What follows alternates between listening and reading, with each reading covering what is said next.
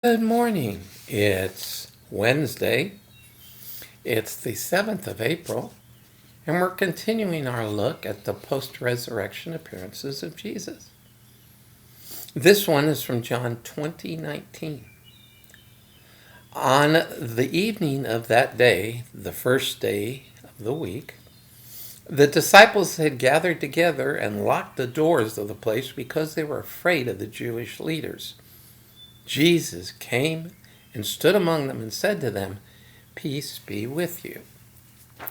Finally, he's appearing to the disciples. Now, this is happening on the first day of the week, on Resurrection Day, early in the morning with Mary at the empty tomb. Later, the two men on the road to Berea, or to Emmaus. And then now to the disciples. 10 out of the remaining 11, Judas having gone and hung himself. And we know it's 10 because Thomas shows up at the next appearance. But the disciples are legitimately concerned. They're in hiding. They're afraid of what's going to happen to them, considering what happened to Jesus. Remember, they don't know he's resurrected. Well, yeah, the women told them, but what's that worth, right? So they're in hiding.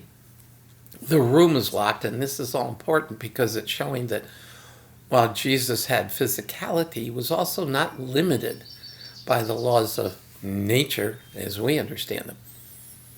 And he appeared among them, and the first thing he said is, "Peace be with you." Now, he may have said this because maybe they thought he was a ghost, and so he wanted them to be calm. He also may have said this because of their fear of the Jews and that they needed to be at peace. And that's the same message that we all need today.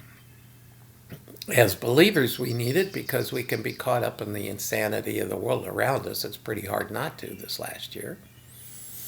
And for the unbeliever, he's the only one that can give peace, and that's what we share with the gospel, that you can find a supernatural peace if you accept Christ's payment for sin.